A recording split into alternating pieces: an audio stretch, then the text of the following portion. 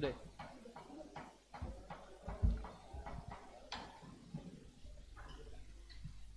Shalom jemaat Tuhan. Shalom. Apa kabarnya? Luar biasa. Sekali lagi, apa kabarnya? Luar biasa. Puji Tuhan, pada pagi hari ini kita berkumpul kembali di rumah Tuhan untuk beribadah. Mari kita bangkit berdiri, kita siapkan hati kita untuk masuk dalam pujian penyembahan.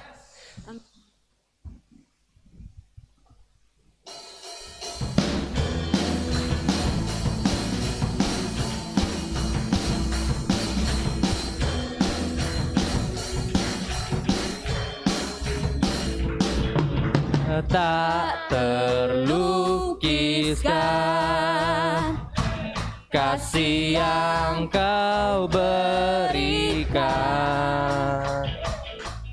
karya terbesar tiada bandingannya. Dekap kasih-Mu, dekap kasih-Mu, setia menjagaku. Kau nyatakan bahwa Yesuslah Tuhan, Maha Kuasa, Maha Mulia. Kau bertata atas semesta, Maha Kuasa, Maha Kuasa, Maha Mulia. Dulu, sekarang, sampai selamanya.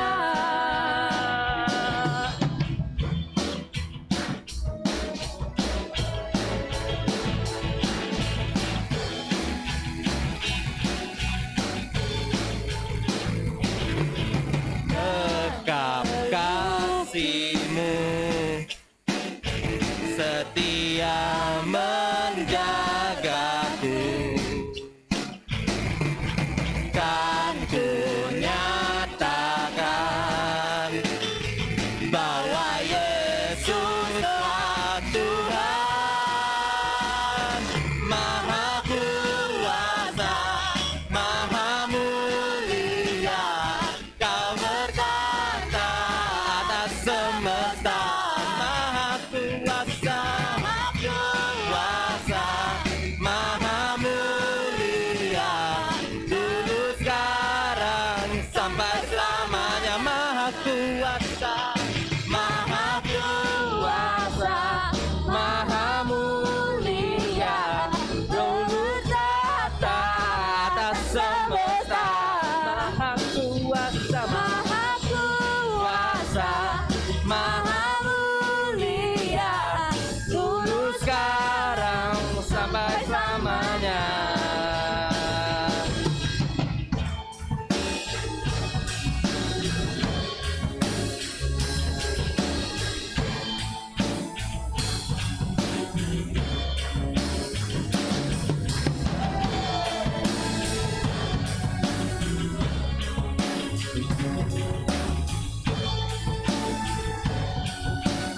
Katakan Maha Kuasa, Maha Kuasa, Maha Mulia. Kau bertata atas semesta, Maha Kuasa, Maha Mulia. Dulu, sekarang, sampai selamanya. Maha Kuasa, Maha Mulia. Kau bertata atas semesta. Maha Kuasa, Maha Mulia. Dulu, sekarang, sampai selamanya. Dulu, sekarang, sampai selamanya. Dulu, sekarang, sampai selamanya. Haleluya, haleluya. Praise the Lord. Thank you Jesus. Terima kasih Tuhan.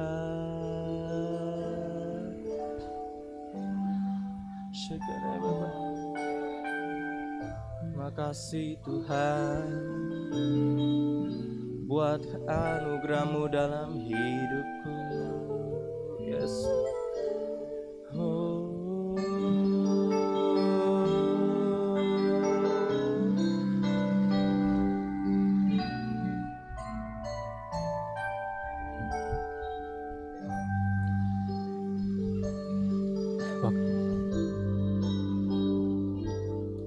Waktu kecil kita merindukan Natal, hadiah yang indah dan menawan.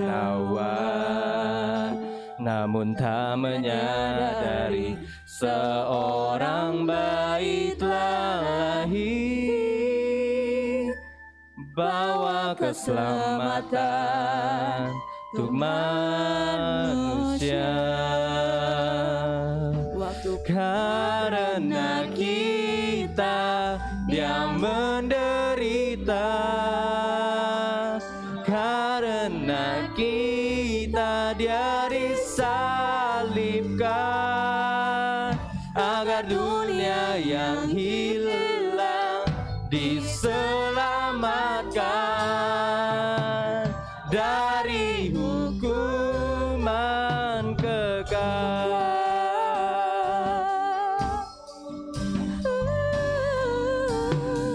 Waktu pun berlalu dan kita pun tahu anugerah yang indah dari Bapa yang relakan anaknya disiksa dan disalibkan di bukit Kalvari karena kasih, karena kita Dia menderita, karena kita Dia disalibkan, agar dunia yang hilang diselamatkan dari hukuman kekal. Karena kita Dia menderita, karena kita Dia disalibkan, agar dunia yang hilang diselamatkan dari hukuman kekal. Lagu menepati jalan kehidupan, tak kala ku bukakan hatiku bagi Dia. Dalam ucapanku, dalam segala hal, ku selalu memuji Dia, puji Dia. Karena kita Dia menderita, karena kita Dia disalibkan, agar dunia yang hilang diselamatkan dari hukuman kekal. Karena kita Dia menderita, karena kita Dia disalibkan, agar dunia yang hilang diselamatkan dari hukuman kekal. Karena kita Dia menderita,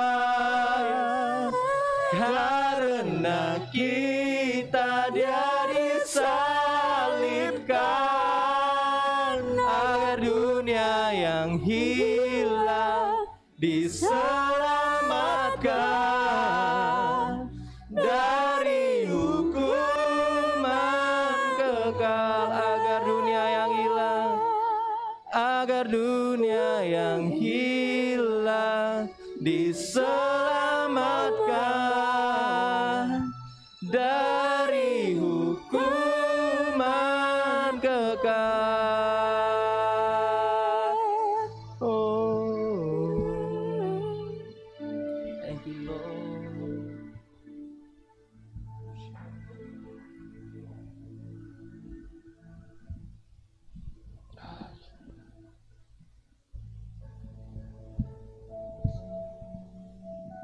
Firman-Mu mengatakan, ya Bapa, bangkitlah, menjadi teranglah. Sebab terang-Mu datang dan kemuliaan Tuhan terbit atas-Mu. Sebab sesungguhnya kegelapan menutupi bumi dan kekelaman menutupi bangsa-bangsa. Tetapi terang Tuhan terbit atas-Mu dan kemuliaannya menjadi nyata atas-Mu. Bangsa-bangsa berduyun-duyun datang kepada terang-Mu dan raja-raja kepada cahaya yang terbit bagi-Mu.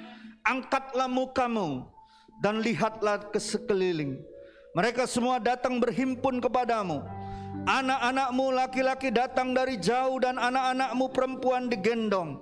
Pada waktu itu engkau akan heran melihat dan berseri-seri. Engkau akan tercengang dan akan berbesar hati. Sebab kelimpahan dari seberang laut akan beralih kepadamu dan kekayaan bangsa-bangsa akan datang kepadamu. Terima kasih Tuhan. Di masa-masa kegelapan sekalipun, Kau akan tetap Tuhan menjadi terang yang bercahaya atas bangsa-bangsa. Kaulah Tuhan dan Juru Selamat kami. Amin. Yesus Kristus yang adalah terang dunia. Dan biarlah melalui kehidupan gereja-Mu, umat-Mu, nama-Mu tetap dimasyurkan, nama-Mu tetap diberitakan, nama-Mu tetap diagungkan ya Tuhan. Terima kasih Bapa. Bapa, di minggu Advent menjelang Natal ini, kami rindu Tuhan. Kami rindu Tuhan. Kami rindu bersekutu dengan Kau lebih lagi Tuhan. Jangan izinkan kami sibuk dengan perayaan-perayaan. Jangan izinkan kami sibuk dengan hal yang lain. Biarlah di bulan Natal ini kami sungguh-sungguh Tuhan mengembalikan persekutuan kami lebih intim lagi dengan Kau. Karena Engkaulah terang kami, Engkaulah cahaya kami. Kami gak bisa hidup tanpa Engkau Tuhan. Terima kasih Tuhan. Kami serahkan waktu ini ke dalam tangan kasih-Mu. Kami minta Roh-Mu Tuhan menjamah setiap kami. Kami serahkan ibadah kami dari awal pertengahan sampai akhir. Hanya di dalam nama Yesus Tuhan dan Juru Selamat kami yang siap mendengar firman dan siap diberkati. Sama-sama saya katakan amin. Silakan duduk Bapak Ibu, saudara-saudariku yang terkasih.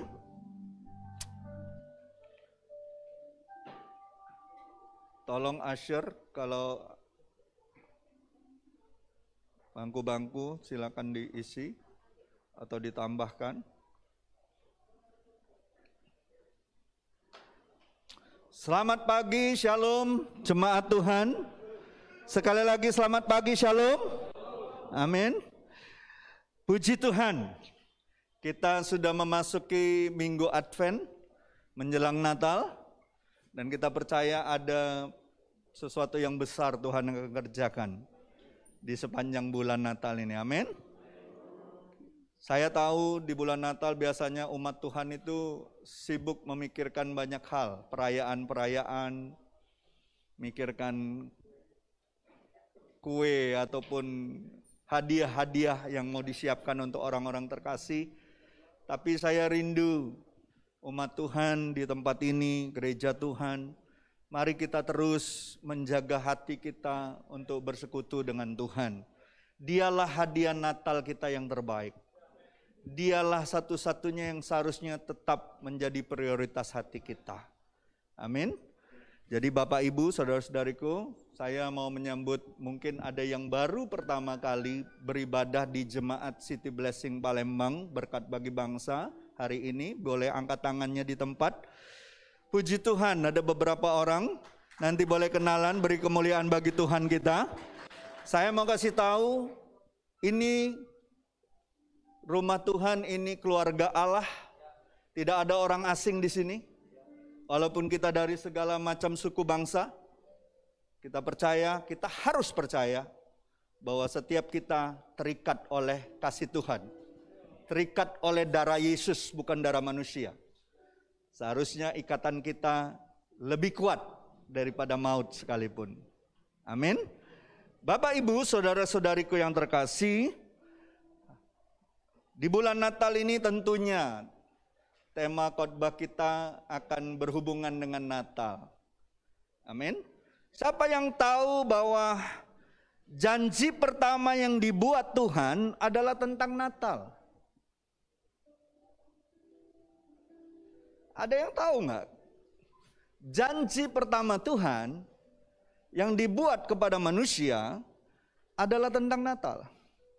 Tentang kelahiran Mesias. Tentang kelahiran Yesus.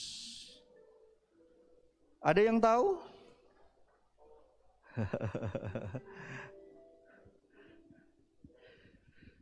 Kalau kita baca di kitab Kejadian, kalau saudara pernah baca kitab Kejadian, kita membaca ketika Adam dan Hawa jatuh dalam dosa pertama kali, ya.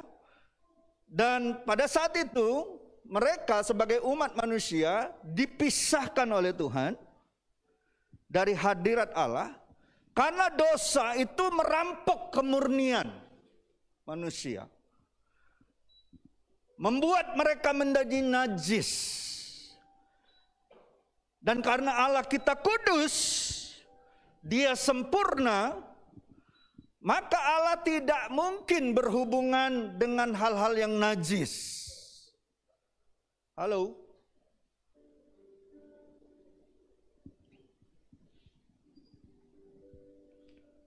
Tapi saudara tahu nggak bahwa perpisahan Allah kepada Adam dan Hawa sebagai manusia itu menghancurkan hati Tuhan.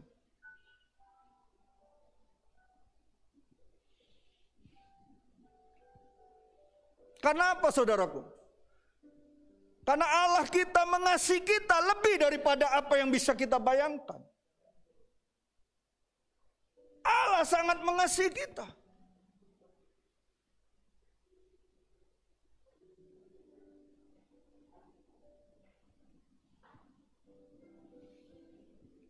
Dan oleh karenanya Dia segera membuat rencana kekalnya untuk kita. Dan Dia rindu kembali memperdamaikan kita yang berdosa dengan Dia yang kudus.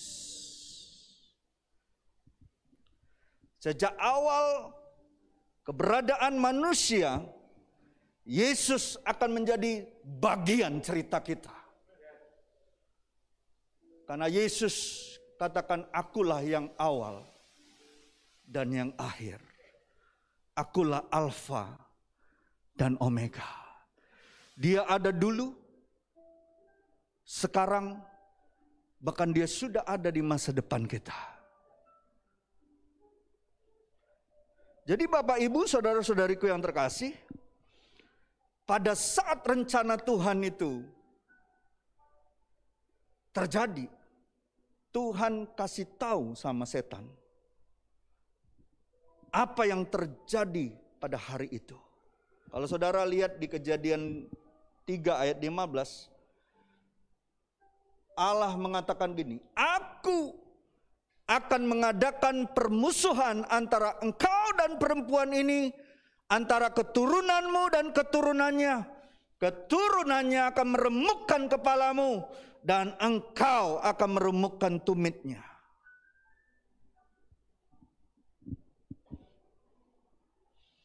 Di sepanjang garis itu, di antara keturunan Hawa akan datang seorang juru selamat yang selamanya akan menyingkirkan kuasa setan yang mencoba memisahkan manusia dengan Allah.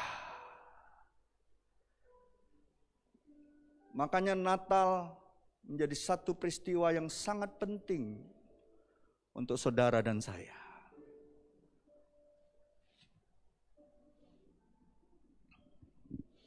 Dan dari zaman ke zaman, dari masa ke masa, setan selalu saja ingin mencoba menghentikan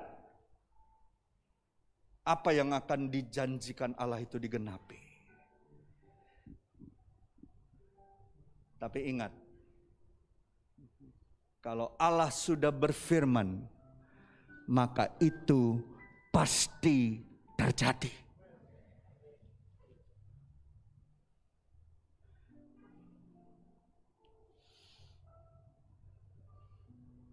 Dan saya percaya Natal adalah awal menandai proses Tuhan untuk memulihkan hubungan kita dengan Dia melalui New Covenant, perjanjian yang baru. Siapa yang percaya bahwa saudara yang percaya Yesus adalah umat perjanjian baru? Amin. Kita punya covenant karena Kristus, karena Yesus. Jadi Bapak Ibu, saudara-saudariku yang terkasih, dunia menunggu ribuan tahun untuk juru selamat yang dijanjikan itu datang. Dan memang pada akhirnya 2000 tahun lebih yang lalu dia datang.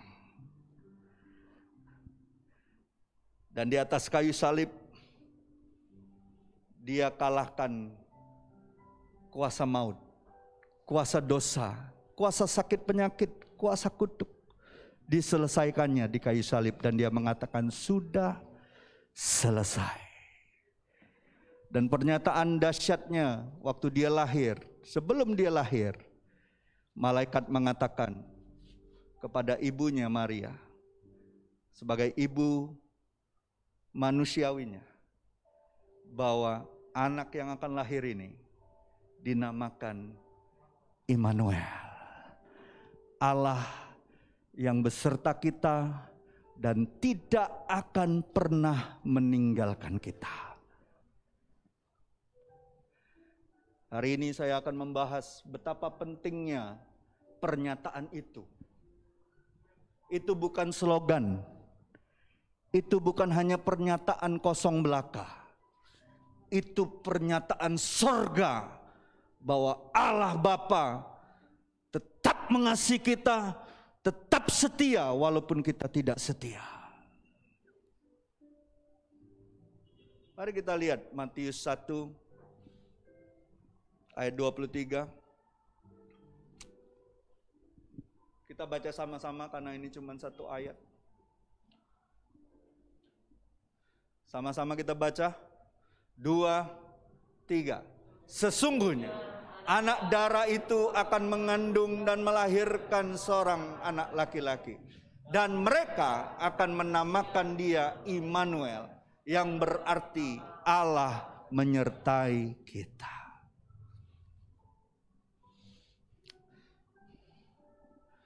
Ini seharusnya menjadi cita-cita kita sebagai orang percaya. Bahwa Allah itu betul-betul menjadi pribadi yang selalu menyertai kita. Bukan hanya slogan, bukan hanya simbol. Saudara pernah nggak lihat di Alkitab ada simbol, tangan, ada tulisannya Immanuel dan ada foto seseorang di situ. Foto pemilik Alkitabnya. Pernah? Pernah lihat itu? Pernah lihat nggak tulisan-tulisan di mobil orang? Yesus adalah Immanuel. Pernah lihat itu? Kenyataan bahwa Yesus adalah Immanuel, Allah beserta kita, itu bukan hanya simbol. Itu seharusnya menjadi kenyataan yang kita terus pastikan di dalam hidup kita.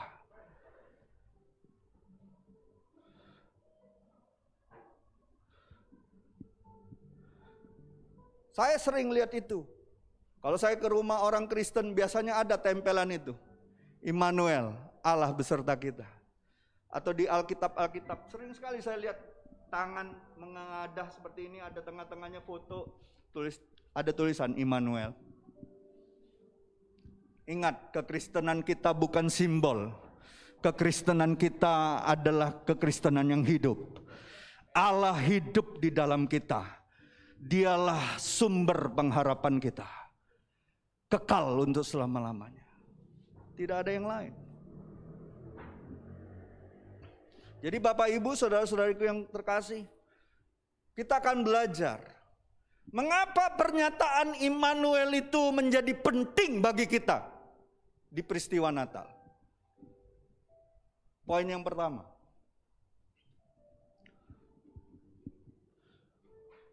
Saya mau kasih tahu, tanpa penyertaan Tuhan, kita menempatkan diri kita dalam bahaya.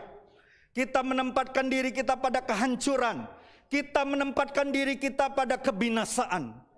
Tanpa penyertaan Allah, kita nggak bisa buat apa-apa.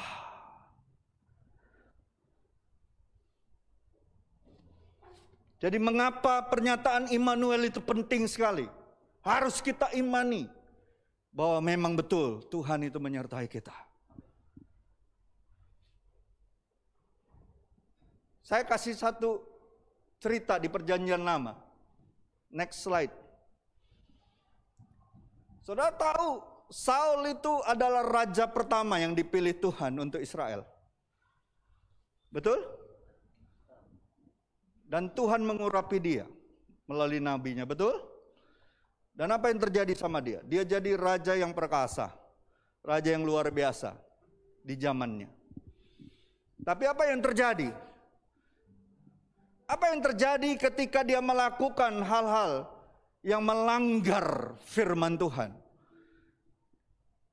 Ketika dia mulai nggak taat sama firman Tuhan, apa yang terjadi sama hidup dia? Kita lihat di 1 Samuel 16 ayat 14. Ya.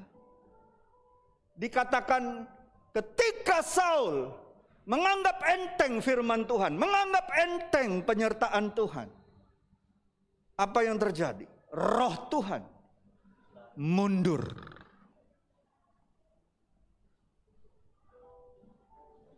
Dan waktu roh Tuhan mundur dari kehidupannya, apa yang terjadi?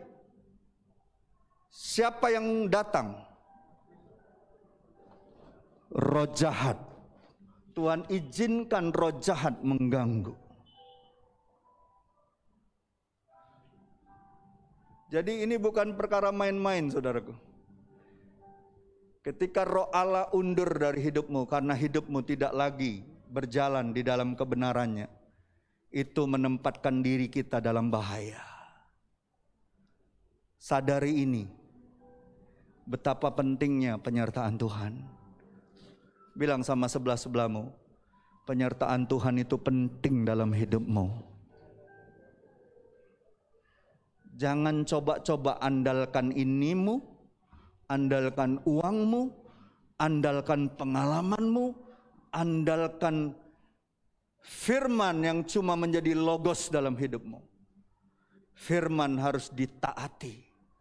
Baru itu akan menjadi rema. Baru itu akan menjadi pewahyuan. Ini yang terjadi.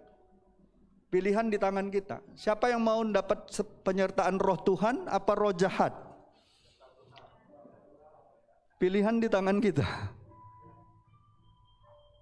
Mau disertai apa diganggu?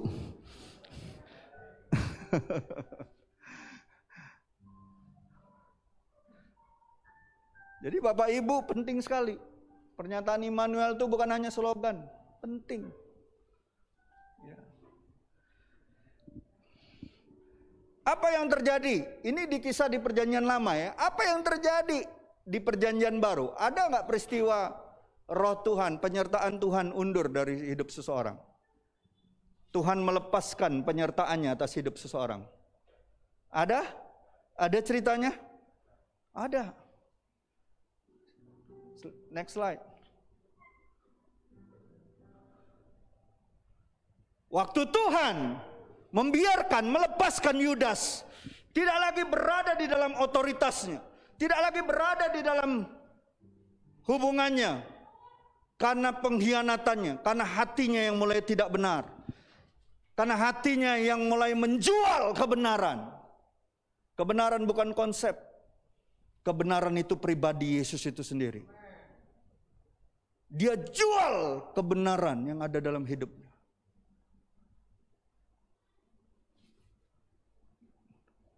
Tuhan izinkan, silakan. Lakukanlah apa yang kau mau. Apa yang terjadi sama Yudas? Sebentar kita akan mengambil perjamuan kudus. Hati-hati. Kalau hatimu nggak benar di hadapan Tuhan, hati-hati. Makanya Rasul Paulus mengatakan ketika kita ngambil perjamuan kudus, kita harus memastikan hati nurani kita benar. Hati-hati. Makanya Rasul Paulus katakan kalau hatimu nggak benar, ada sesuatu yang salah, ada sesuatu yang tidak kau akui keberadaan Yesus sebagai Tuhan dan Juru Selamatmu. Hati-hati, mendatangkan sakit, mendatangkan kutuk dan kematian. Makanya kita harus tahu persis hati kita itu di hadapan Tuhan. Percaya ini masa di mana Tuhan menganugerahkan anugerah-anugerahnya yang besar. Makanya kita harus memastikan hati kita benar di hadapan Tuhan. Perjamuan kudus bukan ritual biasa. Perjamuan kudus itu mengingatkan kita betapa Bapa sangat mengasihi kita. Dan rindu kita menjadi gerejanya yang tidak bercacat celah di hadapannya menjelang kedatangan Dia yang kedua kali. Lihat apa kata Yesus? Maka Yesus berkata kepadanya, apa yang hendak kau berbuat, perbuatlah dengan segera. Lalu apa yang terjadi sama Yudas? Apa yang terjadi? Dia kerasukan. Dia dikuasai oleh roh jahat itu. Dia lakukan hal yang jahat akhirnya. Jadi hati-hati saudara. Ini bukan perkara main-main.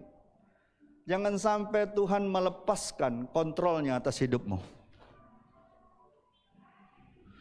Yang lain boleh lepas, tapi tangan Tuhan jangan sampai lepas dalam hidup. Kontrol Tuhan jangan sampai lepas.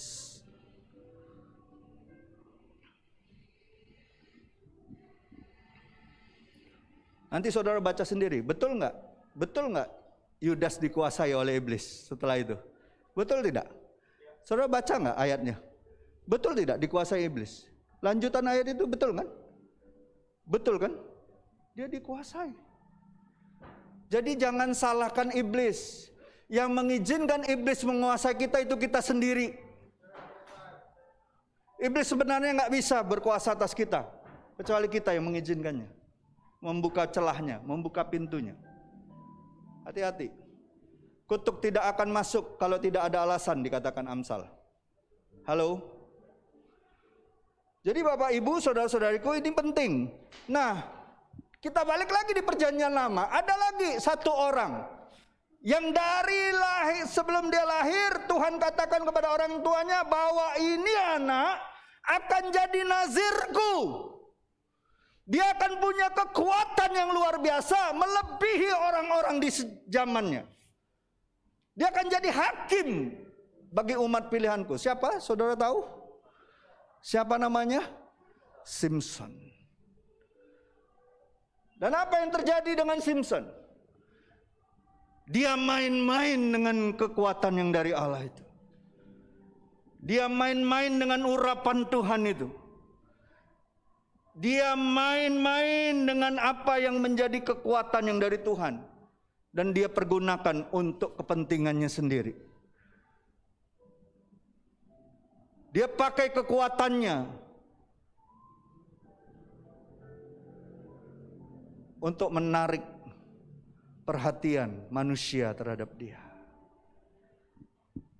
Apa yang dilakukan oleh Simson? Dia bermain-main dengan wanita sundal. namanya Delilah. Kalau yang seusia-usia saya, 50 tahun ke atas, pasti tahu ada lagu zaman dulu. Why, Delilah. Ada kan lagu-lagu zaman dulu kan?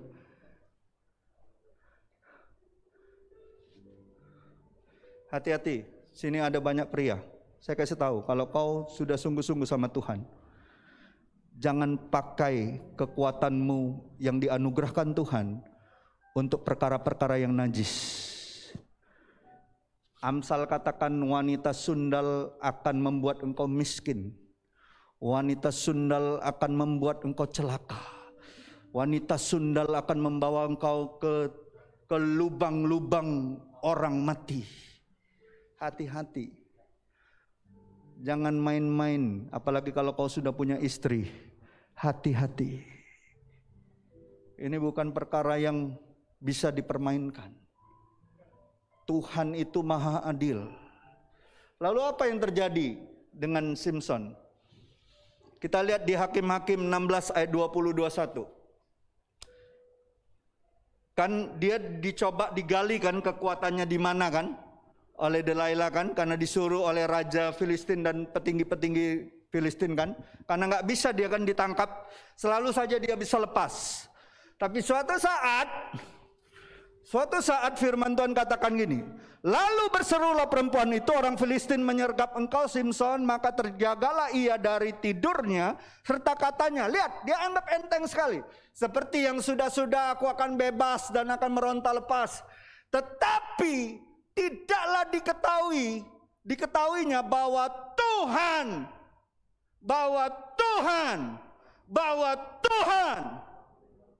sudah meninggalkan dia. Orang Filistin menangkap dia, mencungkil kedua matanya, membawanya ke Gaza. Di situ ia dibelenggu, dirantai tembaga, dan pekerjaannya ialah di penjara ialah menggiling. Saudara tahu seorang pria ataupun anak Tuhan yang main-main dengan kenajisan, yang pertama terjadi, musuh akan membutakan visimu.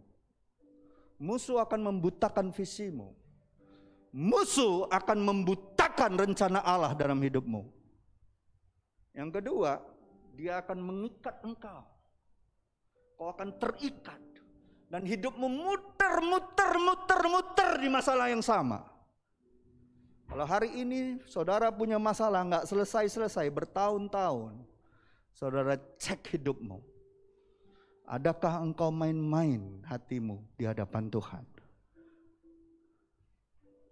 Hati-hati. Terutama anak-anak muda.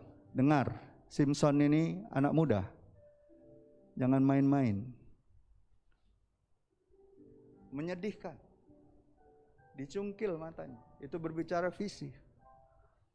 Betapa banyak anak muda di gereja kelihatannya melayani, tapi mata rohaninya buta, nggak punya visi. Dia cuma jago kandang di 4 tembok gerejanya, tapi di luar dia nggak punya keberanian. Dia terikat dengan dosa. Hati-hati. Jadi beruntung saudara dan saya punya covenant di dalam Kristus bersama Bapa. Kita ini umat perjanjian baru. Tuhan berjanji akan menyertai kita, tidak akan meninggalkan kita sedetik pun, karena Dia adalah Allah Immanuel. Tapi saya kasih tahu, hal yang sama akan bisa terjadi sama kita kalau kita sendiri yang menganggap anugerah itu menjadi murahan. Kita mengabaikan peringatan-peringatan Tuhan. Hati-hati. Hati-hati. Hati-hati. Itu yang pertama. Yang kedua, ya, ada keuntungan waktu kita disertai Tuhan, yaitu kita punya kekuatan dalam tantangan dan perjalanan hidup kita. Kita lihat apa yang terjadi dengan umat Tuhan yang disertai. Kita tahu cerita Yusuf ya. Siapa yang sudah pernah baca cerita tentang Yusuf? Yusuf itu disertai Tuhan dan dia berhasil. Walaupun banyak tantangan dalam hidup dia. Lanjut. Lihat ayatnya. Next slide. Kita baca ya. Tetapi Tuhan menyertai Yusuf di Kejadian 39 ayat 23. Sehingga ia menjadi seorang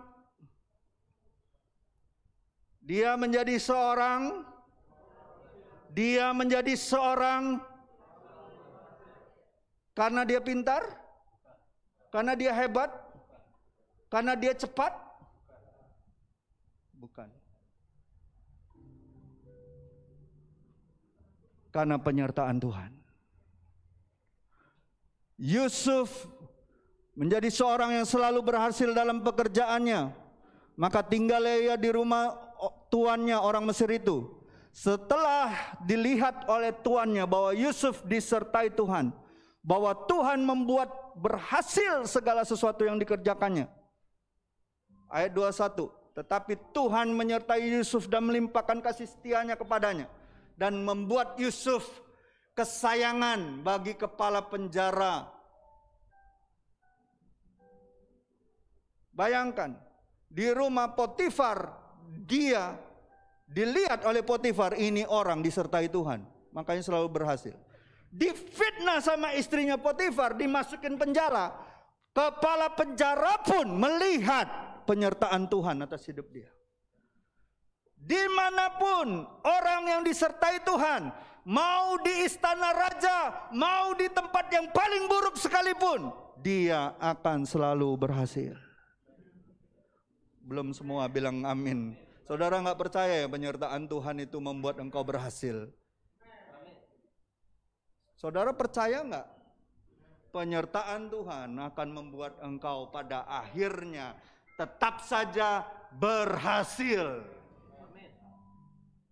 Walaupun saya tidak bilang orang yang disertai Tuhan tidak menghadapi tantangan. Tantangannya banyak.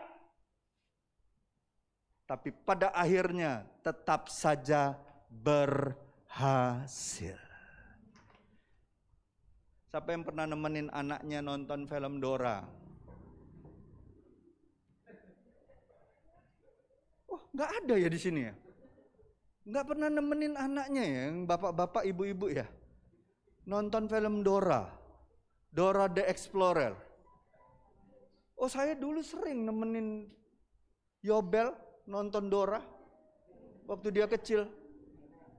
Dora itu selalu saja ketika dia ingin melakukan sesuatu, tiba-tiba kan siapa?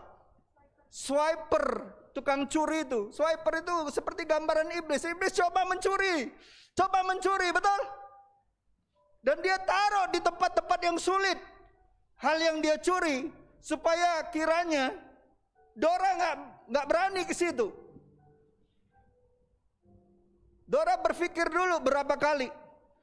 Tapi puji Tuhan, dari cerita itu saya bisa temenin Yobel tuh, saya pikir iya ya.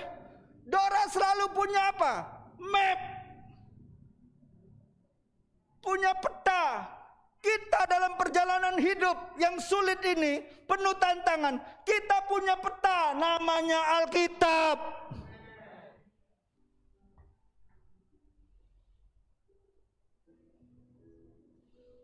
Saudara jangan pikir Alkitab itu cuma tulisan belaka.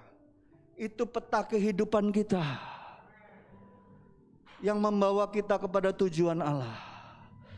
Kalaupun cita-cita kita, mimpi-mimpi kita dicoba dicuri sama si iblis, ditaruhkannya begitu jauh dari perasaan kita, percayalah, firman Tuhan akan terus membawa engkau sampai ke sana.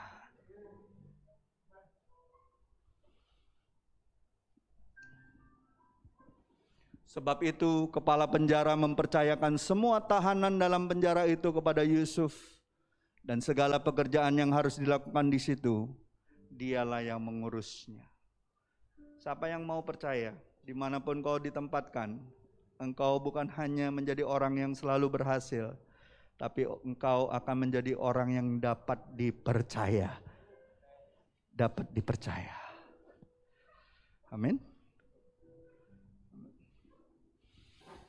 Kita lihat ini Yusuf ya.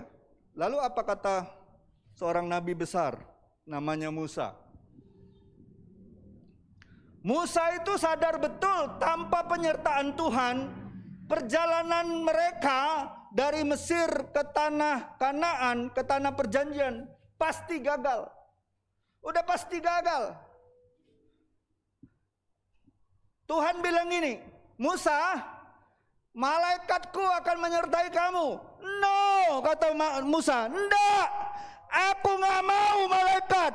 Aku mau kau yang berjalan di depan kami.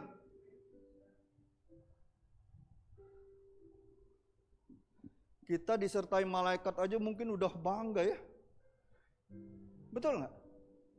Kalau Tuhan kirim tiba-tiba malaikat yang nggak kelihatan itu bisa kelihatan, gagah perkasa, megang pedang besar, bersayap, menjagai kita. Oh, mungkin jalan kita udah lain. Bisa lain jalan kita. Betul nggak? Oh, artis aja, pejabat aja ditemenin bodyguard aja jalannya lain. Nah kalau Pak Aming, malaikat berkeliling di sekeliling dia, robo kalau itu om dicinde itu.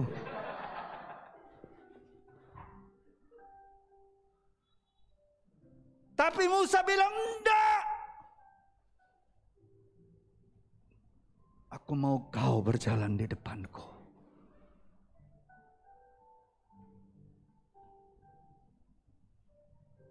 Jangan bangga dengan berkat-berkat Tuhan. Jangan bangga dengan kuasa, talenta, pelayanan, bisnis, pekerjaanmu, pemakaian Tuhan dalam hidupmu. Banggalah bahwa Tuhan beserta engkau.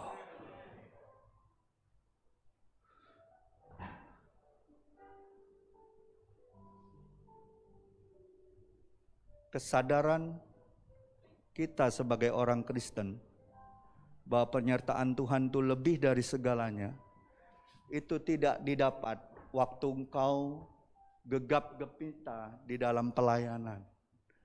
Bukan didapat ketika dapat proyek besar dan kau cerita aku diberkati bermiliar-miliar. Bukan. Kesadaran akan penyertaan Tuhan yang ajaib itu didapat saat kita dalam keheningan bersama dengan Dia.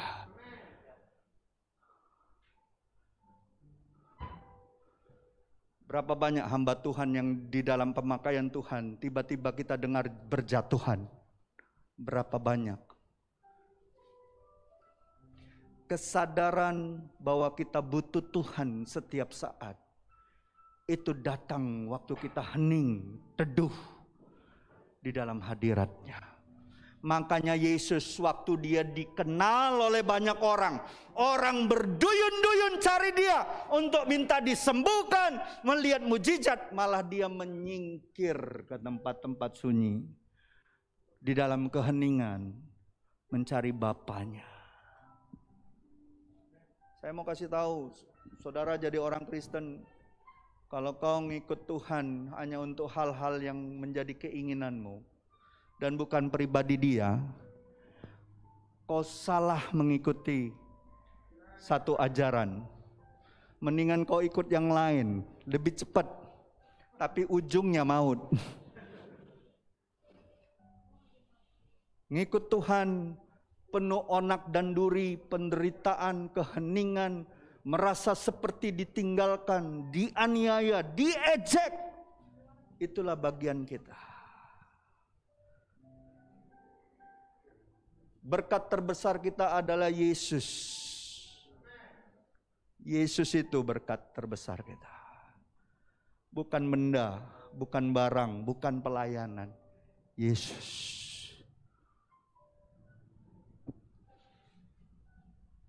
Lihat apa kata Musa. Jika engkau sendiri, berkatalah Musa kepadanya, jika engkau sendiri tidak membimbing kami, janganlah suruh kami berangkat dari sini. Dari manakah gerangan akan diketahui bahwa aku telah mendapat kasih karunia di hadapanmu, yakni aku dengan umatmu ini. Bukankah karena engkau berjalan bersama-sama dengan kami, sehingga aku dengan umatmu ini dibedakan dari segala bangsa yang ada di muka bumi ini. Penyertaan Tuhan membuat perbedaan di dalam hidupmu. Perhatikan baik-baik. Itu yang kedua, yang terakhir.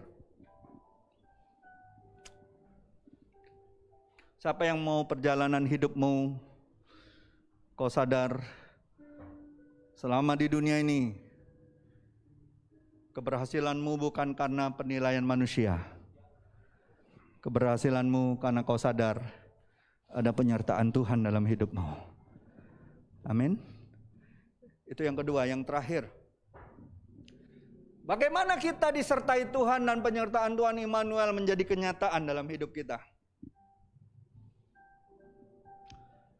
Yang pertama itu, kita mesti taat dan dengar-dengaran kepada Tuhan. Ingat tadi cerita Saul. Saul kenapa roh Tuhan undur dari dia? Karena dia nggak taat dan dia nggak dengar. Saudara coba pegang telingamu. Telinga ini penting. Ini bukan cantelan. Ini bukan aksesoris. Wajahmu boleh tampan, wajahmu boleh cantik. Kau bisa punya segalanya, tapi kalau telingamu nggak dipakai, hati-hati, nggak lama lagi celaka hidupmu. Telinga ini penting. Telinga ini kalau dicopot, disatuin, bentuknya tuh hati. Apa yang ada di hatimu itu berasal dari apa yang kau dengar. Makanya Alkitab katakan apa? Iman timbul dari pendengaran akan firman.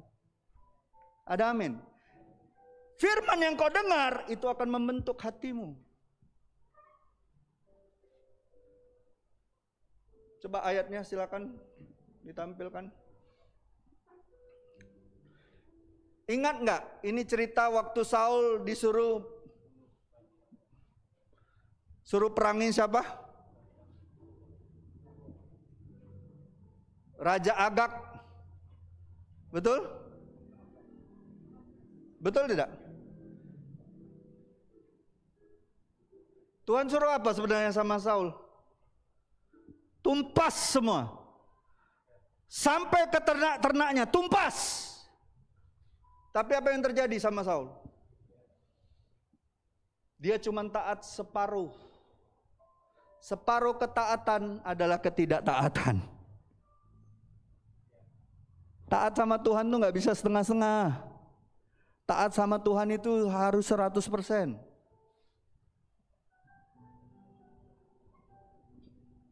Nabi Samuel bilang gini, apakah Tuhan berkenan kepada korban bakaran dan korban sembelihan sama seperti kepada mendengarkan suara Tuhan?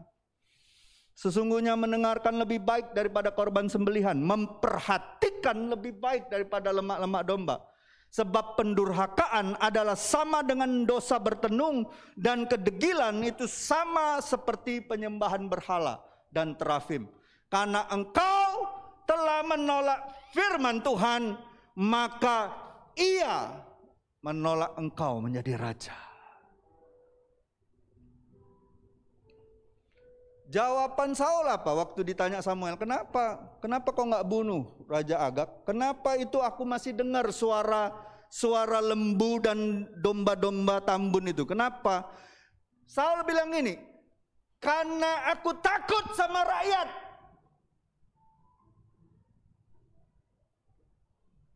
Makanya itu yang dipakai para politikus sampai hari ini. Suara rakyat, suara Tuhan, bohong.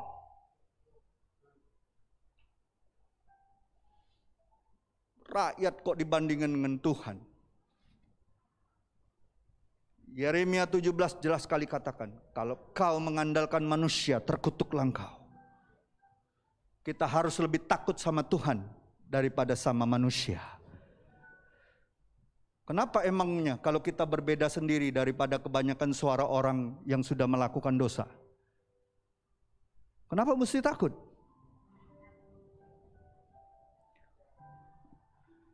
Waktu kita menyenangkan manusia dan dunia ini, kita menempatkan diri menjadi musuh Allah. Hati-hati. Hati-hati. Jadi Bapak Ibu, saudara-saudariku yang terkasih, jangan pernah menolak firman Tuhan. Bilang sama orang sebelah-sebelahmu, jangan pernah menolak firman Tuhan. Jangan pernah.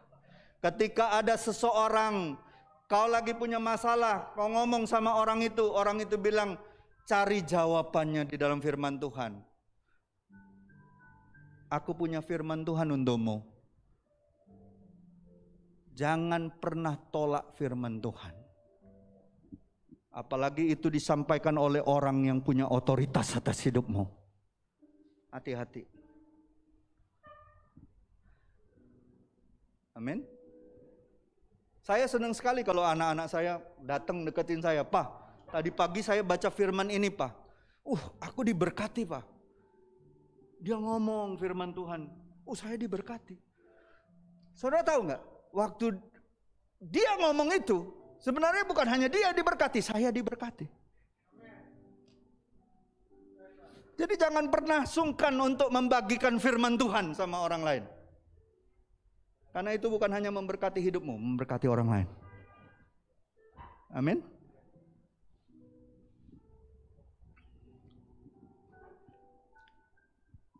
Yang kedua, jangan pernah tidak peka terhadap godaan-godaan si jahat.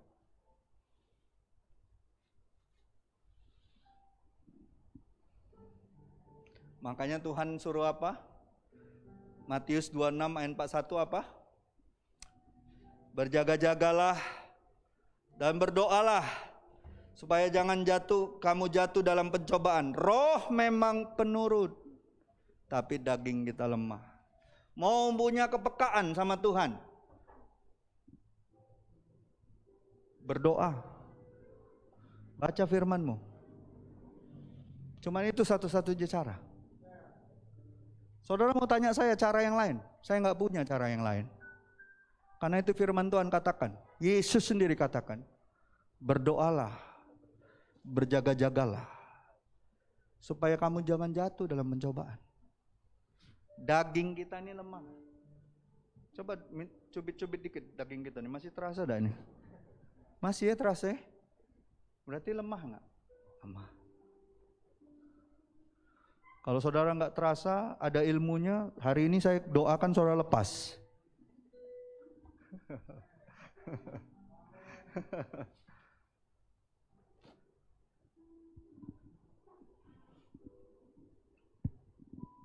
Daud pernah jatuh. Simpson jatuh. Petrus jatuh. Halo? Tapi puji Tuhan ya. Walaupun mereka gagal dalam banyak perkara, tapi mereka bertobat. Ada amin? Siapa yang sering merasa gagal ngikutin firman Tuhan? Saya orang yang di depan ngangkat tangan, tapi karena kita punya covenant sama Tuhan, kita punya ikatan perjanjian baru sama Tuhan. Bagian kita ketika kita gagal, ketika kita jatuh, bagian kita mengaku dosa dan bertobat. Dan Tuhan berjanji, Dia akan selalu saja menyertai kita.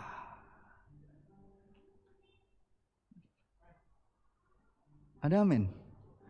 Kita lihat 1 Yohanes 1 ayat 9.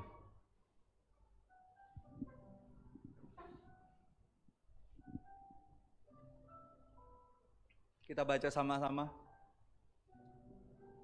Sehabis dengan ayat ini, saya minta tim Asher mempersiapkan perjamuan kudus. Kita akan sama-sama mengambil perjamuan kudus. Saya berharap kesadaran kita bahwa Yesus adalah Allah Immanuel kita.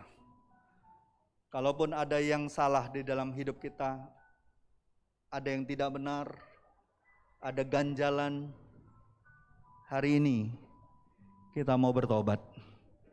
Kita mau izinkan kuasa darah dan tubuh Kristus mengembalikan persekutuan kita dengan Bapa. Bapa tidak ingin dosa memisahkan persekutuan kita dengan Tuhan dan dengan sesama. Tuhan nggak mau. Mari kita baca sama-sama. 1 Yohanes 1 ayat 9. Jika kita mengaku dosa kita, maka Ia adalah setia dan adil, sehingga Ia mengampuni segala dosa kita dan menyucikan kita dari segala kejahatan kita. Ada kata Ia adalah setia. Kalau kita ngaku dosa, kita sungguh-sungguh sadar ada ganjalan, ada sesuatu yang nggak benar, Tuhan tetap setia menyertai kita. Karena Dia sudah berjanji, Yesus adalah Allah Immanuel kita. Amin. Tim pujian, tolong Asher dipersiapkan.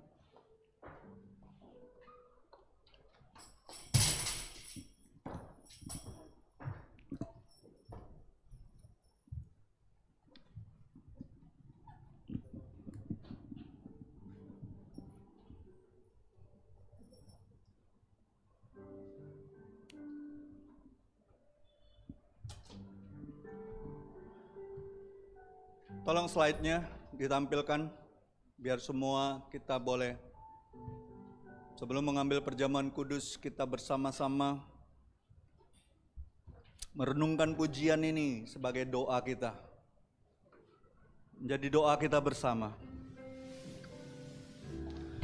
Hanya Engkau Juru selamatku, Tuhan Kau setia padaku.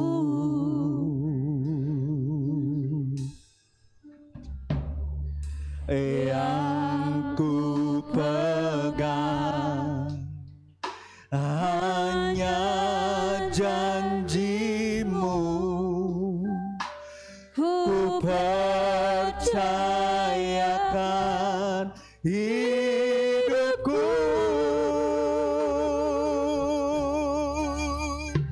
Ku sembah Kau Allahku, Bapa dan sahabatku, Kau yang pedulikan seluruh hidupku. Walau lewati lembah, aku tak ditinggalkan. Yesus kekuatan di hidupku. Saya minta kita bangkit berdiri. Hanya Engkau Juru selamatku, Tuhan Kau setia padaku. Akan sama Tuhan. Yang ku pegang hanya janji-Mu, ku percayakan Benar Tuhan. hidupku. Ku sembah Kau Allahku, Bapa dan sahabatku, Kau yang pedulikan seluruh hidupku. Walau lewati lembah, aku tak katakan Yesus kekuatan di hidupku. sembah Kau Allahku, Bapa dan sahabatku, Kau yang pedulikan seluruh hidupku. Walau lewati lembah, aku tak Yesus kekuatan di hidupku. Yesus kekuatan, katakan Yesus kekuatan, Yesus kekuatan di hidupku.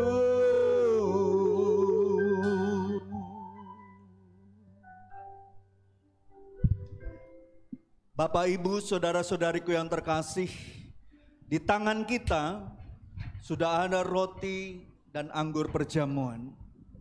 Tidak kebetulan di atas roti perjamuan ada firman Tuhan yang tercetak di atasnya. Alkitab mengatakan firman Tuhan itu adalah roti hidup. Firman Tuhan itu adalah tubuh Yesus sendiri.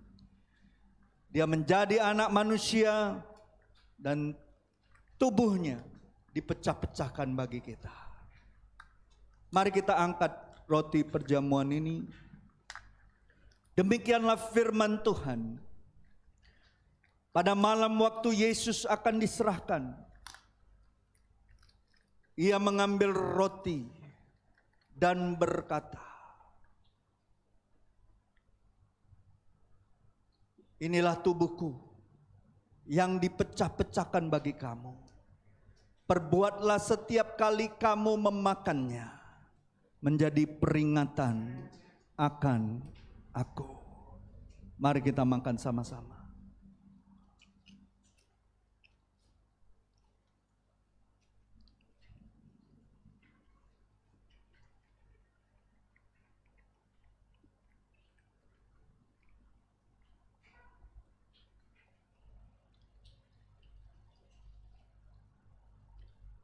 Mari kita angkat cawan perjamuan ini. Lalu setelah makan, Yesus mengambil cawan dan berkata, cawan ini adalah perjanjian baru yang dimateraikan oleh darahku sendiri. Perbuatlah setiap kali kamu meminumnya menjadi peringatan akan aku. Mari kita minum sama-sama.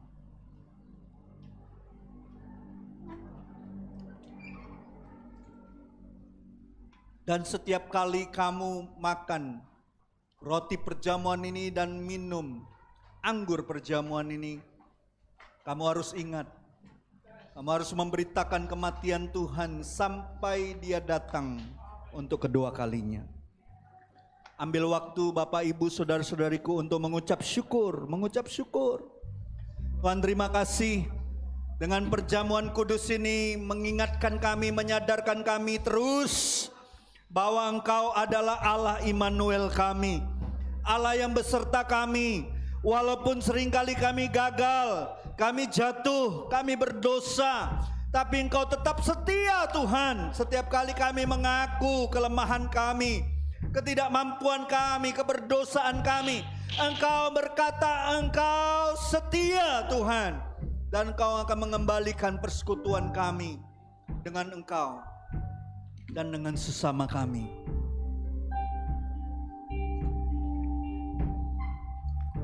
Terima kasih Tuhan. Terima kasih Tuhan. Ambil waktu untuk mengucap syukur. Ku bersyukur Bapa, ku bersyukur Tuhan, bab kasih setiamu di dalam hidupku. Ku bersyukur,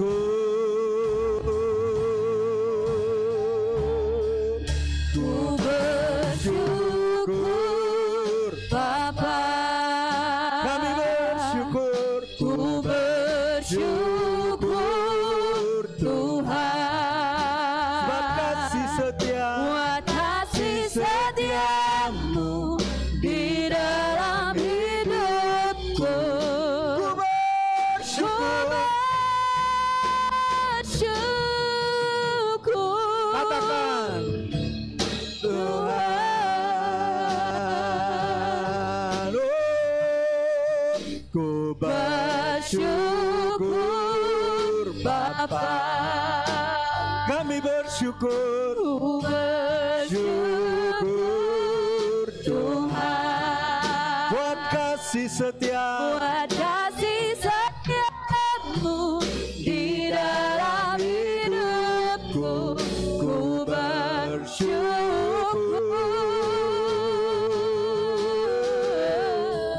ku bersyukur Bapa. kami bersyukur. Bersyukur Tuhan, Buat kasih setiamu di dalam hidupku, ku bersyukur, ku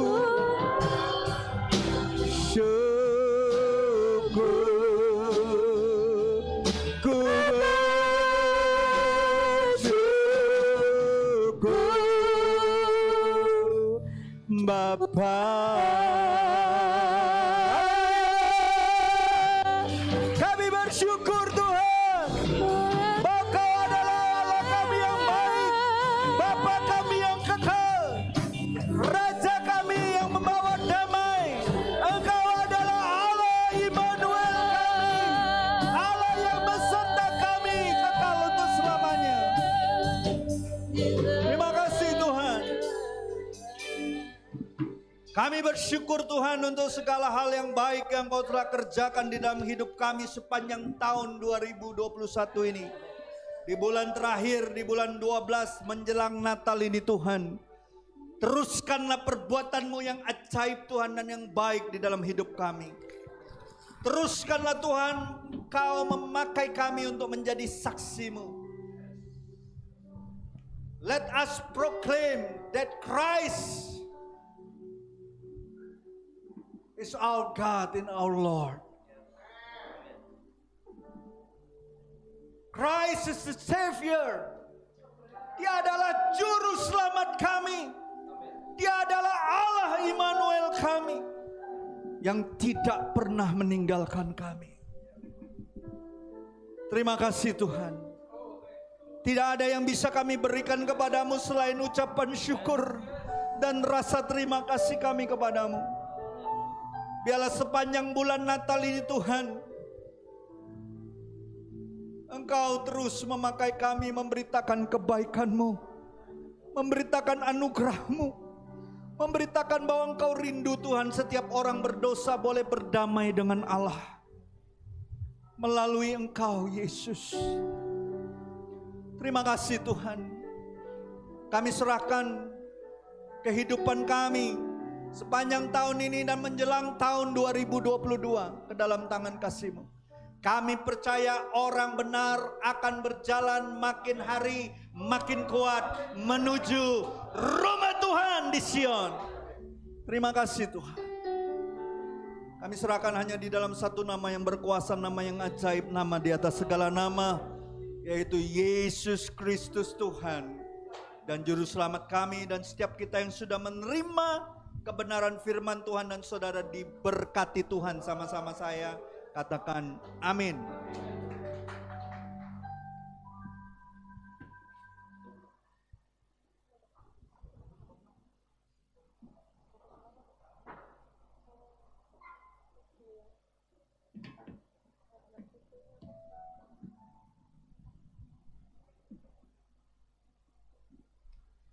Shalom Bapak Ibu.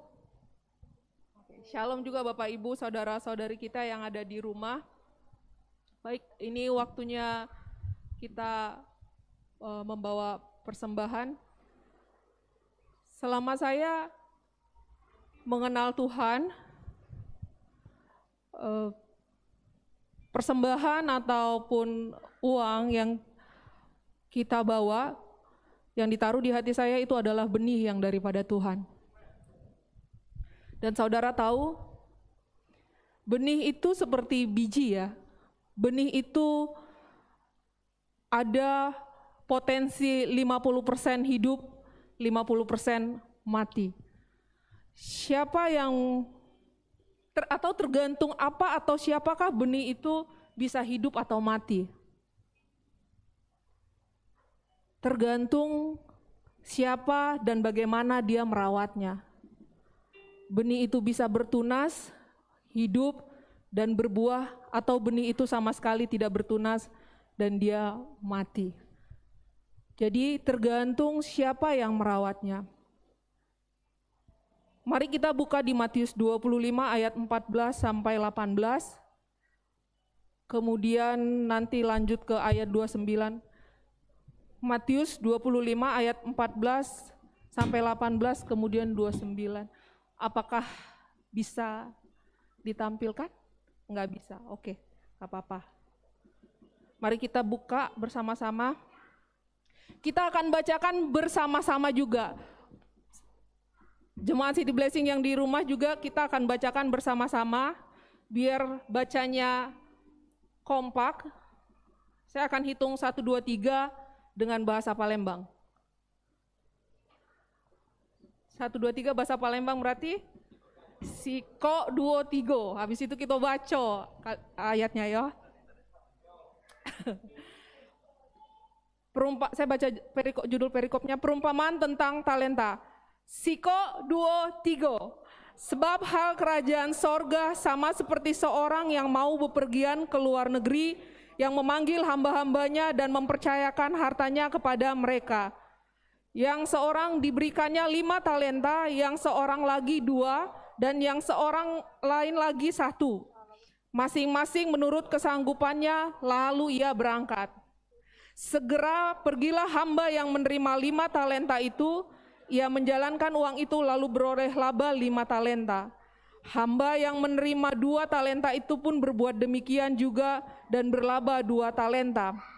Tetapi hamba yang menerima 1 talenta itu pergi dan menggali lubang di dalam tanah lalu menyembunyikan uang tuannya. Kita ke ayat 29. Siko, duo, tigo. Karena setiap orang yang mempunyai, kepadanya akan diberi sehingga ia berkelimpahan. Tetapi siapa yang tidak mempunyai, apapun juga yang ada padanya akan diambil daripadanya. Saudara-saudara, Bapak Ibu, tadi saya katakan tergantung siapa benih itu akan bertumbuh. Tergantung siapa benih itu akan hidup. Tergantung siapa yang merawatnya. Siapa yang merawatnya? Siapa yang diminta Tuhan mengelola uang atau benih? Kita. Hamba yang dikasih 5 talenta, saudara tahu ini firman yang kita sering dengar ya. Dikasih 5 talenta, dia bertambah 5 talenta. Dikasih 2, dia keluar, dia melakukan sesuatu dan bertambah talentanya menjadi 2. Yang dikasih 1 talenta, dia menyimpannya. Dia tidak melakukan apa-apa dengan talenta itu kecuali khawatir dan ketakutan. Kalau aku mempergunakan talenta ini, aku bisa nggak cukup. Aku bisa nggak penuh. Aku bisa kekurangan. Tapi jangan lupa firman Tuhan mengatakan, aku memberikanmu hidup dan hidup dalam kelimpahan. Kata kelimpahan kita tahu bahwa dia itu akan tumpah. Sudah banyak tumpah. Dan waktu dia tumpah masih tetap penuh, masih tetap terisi. Nah, kita mau benih yang kita bawa ini tumpah enggak? Waktu ngomong tumpah, kita percaya bahwa benih itu bukan hanya ada di kita, tapi benih itu bisa ke tempat-tempat lain. Puji Tuhan, ada gereja yang Tuhan pakai untuk menyalurkan benih-benih yang Tuhan sudah taruh di tangan Bapak, Ibu, Saudara-saudari hari ini untuk dipakai, untuk memperlebar kerajaan Tuhan, untuk nama Tuhan. Jadi, kalaupun kita takut hari ini untuk memberi, uang sekolah anakku mungkin terbatas, mungkin ada orang tua, atau aku mau membeli sesuatu masih nggak cukup, atau ada sesuatu hal yang saudara-saudari butuhkan, kebutuhan keluarga. Jangan sampai sekalipun itu khawatir, jangan sampai membuat kita seperti hamba yang Tuhan berikan 1 talenta yang menahannya. Biar Tuhan bekerja, sekalipun kita khawatir, biar Tuhan bekerja. Bawa talenta itu, biar Tuhan lipat kali gandakan. Sebab pertumbuhan hanya ada di dalam Tuhan. Mari kita berdoa. Bapak, terima kasih untuk hari ini. Kami mengucap syukur untuk Gereja City Blessing Palembang. Terima kasih ya Tuhan untuk tempat di mana kami boleh beribadah, untuk gereja ini Tuhan yang Engkau pakai untuk membawa kami mengenal Engkau lebih dalam lagi, membawa kami berakar di dalam Engkau. Kami bersyukur ya Tuhan. Dan biarlah Tuhan kami tidak lupa mengucapkan syukur dengan membawa Tuhan persembahan kami di hadapan Engkau untuk dikelola dengan benar ya Tuhan, untuk disebarkan dengan benar ya Tuhan, hanya untuk mempermuliakan Engkau. Terima kasih untuk setiap benih ya Tuhan yang Kau taruh di tangan kami, dalam setiap pekerjaan anak-anak-Mu, dalam setiap usaha anak-anak-Mu. Kami mau katakan kami mengucap syukur ya Tuhan. Kami mau bawa Tuhan segala khawatir, ketakutan kami akan keuangan kami di hadapan Engkau ya Tuhan. Dan Engkau yang memampukan kami untuk melangkah. Kami tidak mau seperti hamba yang hanya mempunyai 1 talenta dan itu pun tidak mau diusahakannya. Tapi biarlah kami menjadi hamba yang membawa 2 talenta, 5 talenta, atau berapapun Tuhan yang Kau taruh di dalam kami sebagai benih ya Tuhan. Untuk bertumbuh, untuk bertunas ya Tuhan, untuk berkembang dan untuk berbuah dan memberkati banyak orang dan mempermuliakan nama-Mu. Terima kasih ya Tuhan, kami mengucap syukur, kami mengucap syukur. Kami mau membawa Tuhan persembahan kami dengan sukacita. Hanya di dalam nama Yesus, setiap yang percaya mari kita katakan amin.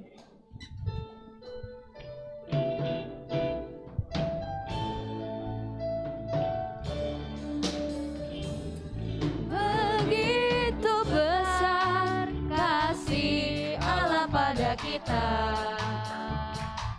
Diberkatilah anak cucu kita di mana-mana. Tuhan mengubah miskin dan menjadikan kaya, yang merendahkan dan meninggikan juga. Berbahagialah bagi orang yang percaya, anak cucunya pasti tidak akan meminta-minta, karena Allah menggenapi firman-Nya. Tiada yang mustahil bagi orang percaya. Baik. Oh iya, benar. Terima kasih. Jadi Bapak Ibu, jemaat tanggal 12 Desember kita akan ada perayaan Natal di gedung gereja. Dan kita mau Bapak Ibu, saudara-saudari sebelum datang itu mendaftar terlebih dahulu. Kalau boleh tahu berapa batasan kursi? 70. Nah, batasan kursi 70 kursi ya. Sepertinya ada yang berbeda, betul? 70 kursi.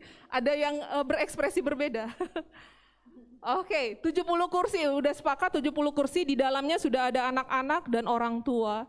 Jadi Bapak Ibu, kita pasti rindu ya ngumpul semua di dalam gereja, tapi kita juga mau tetap menghormati peraturan yang diberikan oleh pemerintah, juga oleh keputusan gembala di gereja ini. Jadi kalau mau datang, daftar terlebih dahulu. Dan daftarnya jangan pas pagi-pagi tanggal 12. Lebih cepat lebih baik Bapak Ibu. Jadi Saudara Ulin dan Mardi bisa mengaturnya dengan baik. Kalau memang sudah penuh, mereka bisa bilang penuh. Dan juga tambahan, kalau akhirnya nggak jadi datang, tolong kabari juga. Supaya yang juga pengen ikut tapi masuk daftar tunggu itu bisa diinformasikan untuk bisa datang, seperti itu. Jadi kita butuh pengertiannya, kerjasamanya, dan juga kasihnya. Itu saja pengumuman. Baik, selamat hari Minggu, Tuhan Yesus memberkati.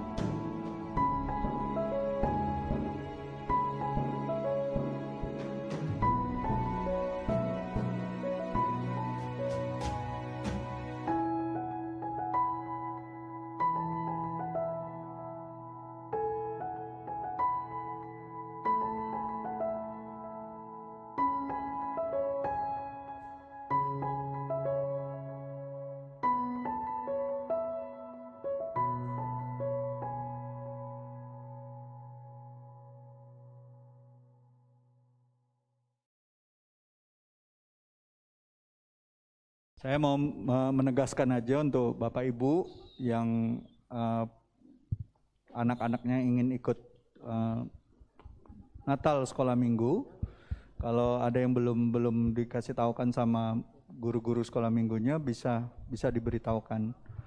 Karena yang mau ikut tuh antusias sekali. Ternyata banyak sekali yang mau ikut anak-anak sekolah minggu. Karena memang sudah 2 tahun, hampir 2 tahun anak-anak sekolah minggu nggak bisa sama-sama ya. Dan ini akan menjadi Natal sekolah minggu yang salah satu yang paling meriah mungkin sepanjang perjalanan sekolah minggu, pelayanan sekolah minggu. Jadi persiapkan tanggal 11 Desember jam 3 sore. Itu saja yang mau saya tekankan. Sebentar kita akan pulang. Kita rindu pulang bawa berkat, kita rindu pulang jadi berkat. Mari bangkit berdiri. Kita akan doa berkat bersama-sama. Oh, Jesus. Oh Lord. Sekalipun Tuhan. Sekalipun aku dalam lembah kelam, aku tak takut sebab Kau besertaku. Sekalipun badai topan datang menerpa, aku tak gentar sebab Kau di sisiku.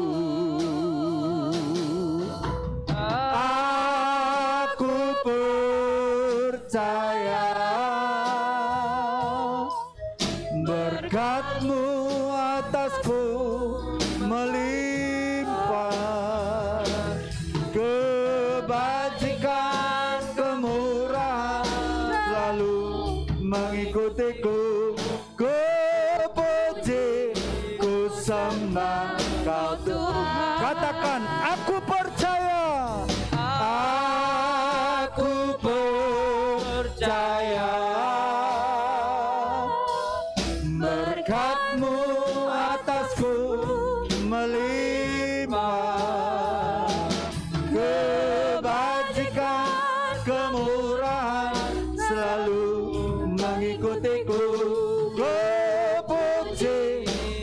sembah Kau Tuhan. Kami puji sembah, ku puji, ku sembah Kau Tuhan. Kami puji sembah, ku puji, ku sembah Kau Tuhan.